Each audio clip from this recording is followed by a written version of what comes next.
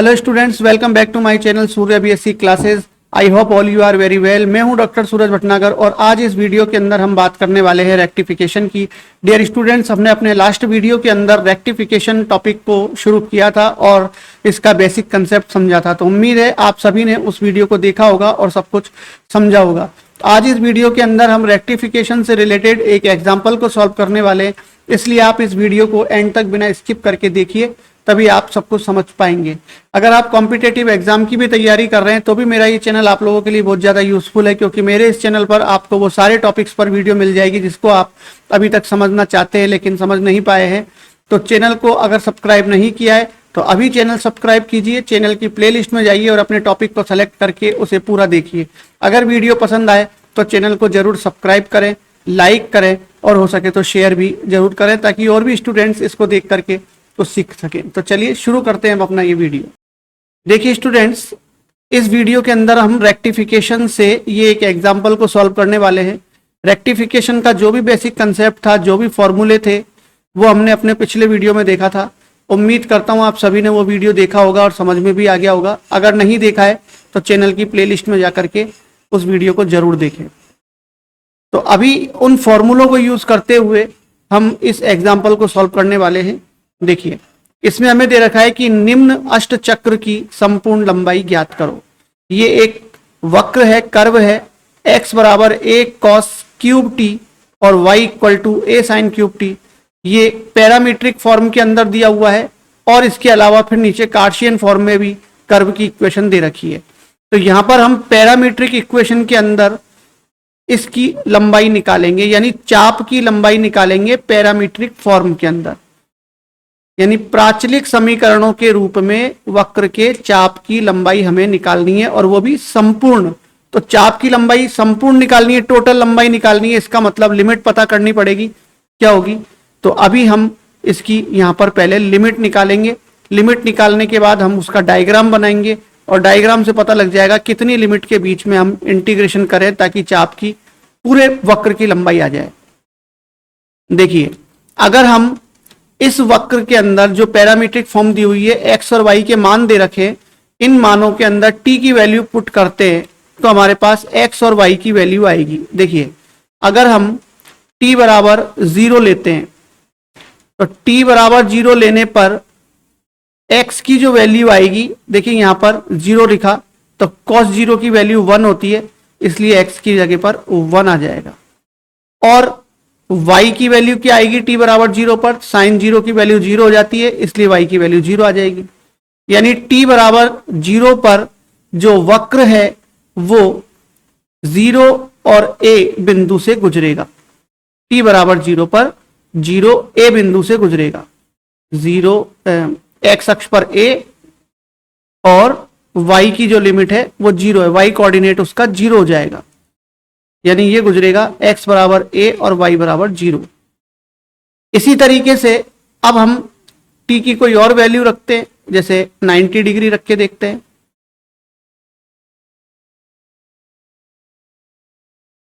अगर हम t की जगह पर π/2 रखते हैं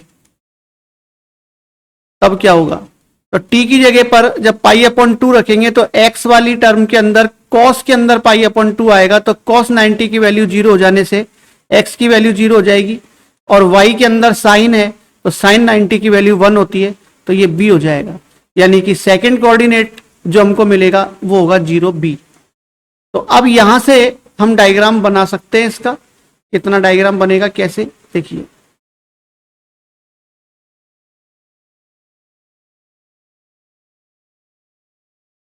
देखिए, x और y अक्षों के बीच में जब हम इसका डायग्राम बनाएंगे तो वो किस तरह का बनेगा, और इससे ही हमको पता लगेगा कि हमको लिमिट क्या रखनी है टोटल लंबाई निकालने के लिए। देखिए, x बराबर पहला कोऑर्डिनेट हमारे पास क्या है, a0, यानी x अक्ष पर a और y 0। तो मान लिया हमने कि यहां पर a हो रहा है x अक्ष पर, तो ये कोऑर्डिनेट हो गया a0, यानी कर्व यहां से गुजरेगा। दूसरा 0b, अब देखो यहां पर हम ले लेते हैं a नॉट इक्वल b, यानी a और b बराबर नहीं है तो किसी भी एक को कम ज्यादा ले सकते हैं। मान लो यहां ले लिया हमने b है ये, तो ये पॉइंट हो गया 0 to b। अब जो हमारा वक्र है ना वो इन दोनों बिंदुओं से गुजरेगा। इन दोनों बिंदुओं से गुजारने के लिए इसको मिला दो, सीधा नहीं मिलाना है, मान लीजिए ऐसा मिला दिया। तो अब ऐसा का ऐसा ही यहां हो जाएगा, नीचे माइनस में आ जाएगी ये टर्म।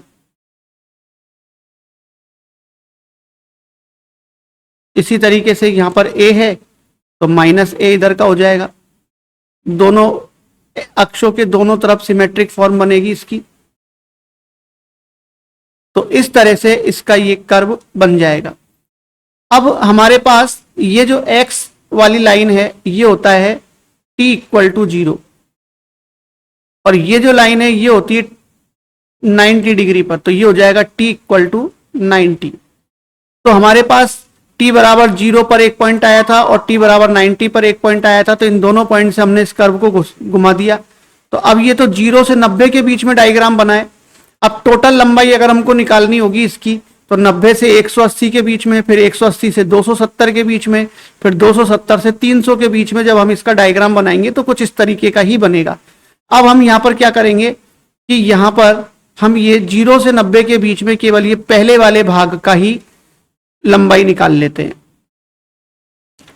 0 से 90 के बीच में इस पहले वाले भाग की लंबाई निकाल लेते हैं। इससे क्या होगा कि ये हमारे पास इस भाग की लंबाई आ जाएगी 0 से 90 के बीच में, और इस लंबाई की जैसे इसमें 4 भाग हैं कि दोनों अक्षों पर एक जैसा है, तो जितना ये होगा उतना ही यहां पर ये तीनों पार्ट में होगा। तो 4 से अगर हम इस लंबाई को गुणा कर देंगे तो टोटल लंबाई आ जाएगी इस वक्र की। तो हमें क्या करना है, 4 से गुणा कर देना है, एक लंबाई निकाल के और 4 से गुणा कर देंगे। वक्र की कुल लंबाई, तो वक्र की जो कुल लंबाई होगी वो यहां पर आ जाएगी s बराबर इंटीग्रेशन की जो लिमिट है वो है t बराबर 0 से t बराबर 90,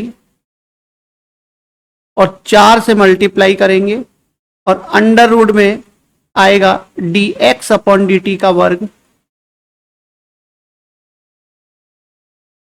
प्लस dy अपॉन dt का वर्ग।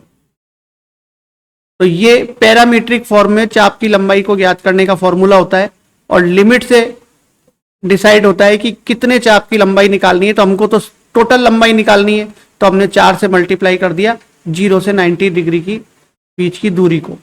अब यहां पर हमको dx अपॉन dt और dy अपॉन dt की वैल्यू निकालनी है। देखिए x बराबर हमारे पास है a cos क्यूब t, तो यहां से हो जाएगा dx upon dt equal to a, 3 आगे आ जाएगा, cos क्यूब से cos स्क्वायर बन जाएगा और cos का माइनस साइन t हो जाएगा, और दोबारा से और डी ये आ जाएगा। तो यहां पर ये हो गया 3a cos स्क्वायर t और साइन t माइनस में, तो ये हो जाएगा dx बराबर dx अपॉन dt बराबर। इसी तरीके से y इक्वल टू हमारे पास है b साइन क्यूब t, तो यहां से dy अपॉन dt की वैल्यू आएगी b 3 साइन स्क्वायर t और साइन t का डिफरेंशिएशन cos t, तो ये हो गया 3b साइन स्क्वायर t और cos t। इन वैल्यू को हम इस फॉर्मूले के अंदर पुट कर देते हैं और फिर उसको इंटीग्रेट करेंगे आगे। देखिए s बराबर 4 इंटू 0 से 90 under root dx upon dt का वर्ग, तो ये हो जाएगा 9a स्क्वायर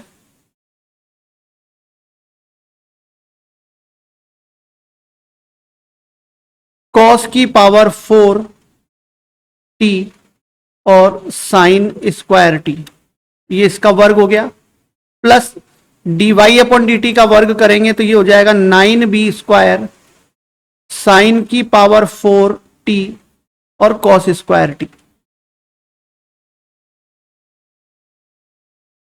ये इसका मान हो गया, बाहर आ जाएगा dt।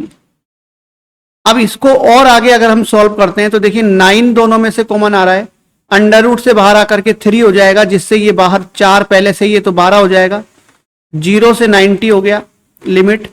इसके अलावा sine square T cos square T common आ रहा है, तो अंडर रूट से बाहर आकर के वो साइन टी और कॉस टी हो जाएगा, और अंडर रूट के अंदर रह जाएगा कॉस स्क्वायर ए स्क्वायर कॉस की पावर 4 टी स्क्वायर रह जाएगा, क्योंकि हमने साइन स्क्वायर कॉस स्क्वायर को तो कॉमन ले लिया।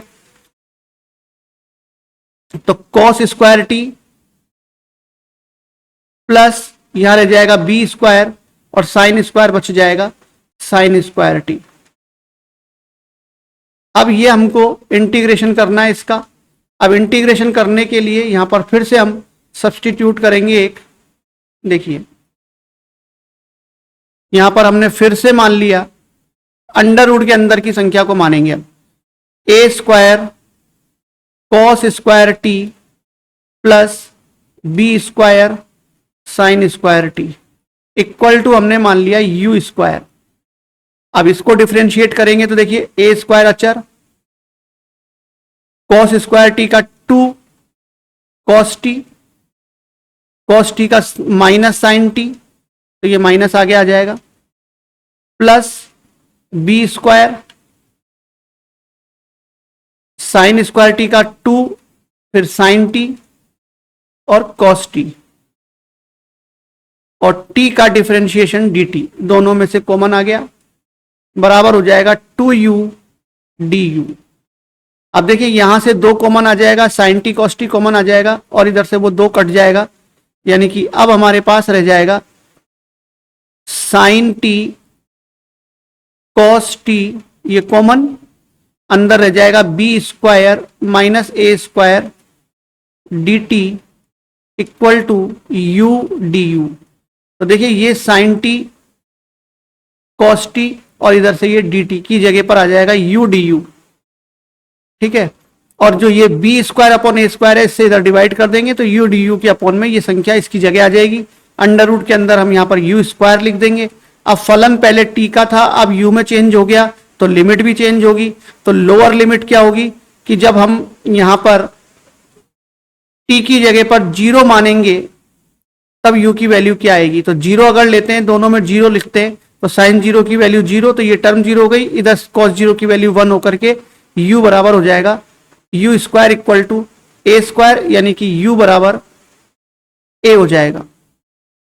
इसी तरीके से जब हम 90 लिखेंगे तो cos 90 की वैल्यू 0 हो जाएगी, बट sin 90 की वैल्यू 1 होती है, इसलिए u बराबर b हो जाएगा। तो यहां पर अब जो इंटीग्रेशन हमारे पास आएगा वो हो गया 12 लिमिट a टू b, और sin t cos t की जगह तो हम वैल्यू पुट कर देंगे, और ये हो जाएगा अंडर रूट यू स्क्वायर, और sin t cos t और dt की जगह पर आ जाएगा u du upon B square minus A square. ये इस तरीके से हमारे पास टर्म आ गई। अब इसको हमें इंटीग्रेट करना है, तो यहां पर देखिए क्या होगा। अब s बराबर 12 बटे B square minus A square, integration हो गया a टू बी। देखिए अंडर रूट यू स्क्वायर से u हो गया, u और u मिलके यू स्क्वायर हो गए, और डी यू हो गया। यू स्क्वायर का इंटीग्रेशन करना है अब हमको, तो ये हो गया 12 बटे B square minus A square, और ये हो जाएगा u की पावर 3 बटे 3, और यहां लिमिट आ जाएगी a से b। और इसको आगे सॉल्व करते हैं।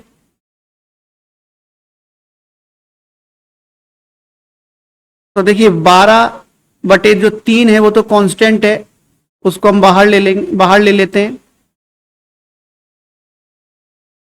तो ये हो जाएगा 3 बी स्क्वायर माइनस का ए स्क्वायर, और यहां पर u की जगह पर जब b लिखेंगे तो ये हो जाएगा b की पावर 3, और फिर माइनस से a लिखेंगे तो a की पावर 3। तो ये इसकी लिमिट सॉल्व हो गई। अब यहां रह गया 4 upon B square minus A square के गुणनखंड कर देते हैं, बी प्लस ए और बी माइनस ए, ये B square minus A square के गुणनखंड हो गए। बी क्यू माइनस ए क्यू के गुणनखंड कर लेते हैं, बी माइनस ए और बी स्क्वायर प्लस बी ए और प्लस ए स्क्वायर, ये इसके गुणनखंड हो गए। तो यहां से b माइनस ए से b माइनस ए का कोष्टक कैंसिल हो जाएगा और हमारे पास जो आंसर रह जाएगा वो होगा 4b square plus A B plus A square upon A plus B. ये इस वक्र की संपूर्ण लंबाई हो गई जो हमसे प्रश्न के अंदर पूछी गई थी। तो उम्मीद करता हूं सभी को ये प्रश्न समझ में आ गया होगा। अगर कोई डाउट रह जाता है तो कमेंट बॉक्स में लिख करके जरूर मेरे साथ शेयर करें, और वीडियो अगर पसंद आई हो तो एक सब्सक्राइब और एक लाइक जरूर करें।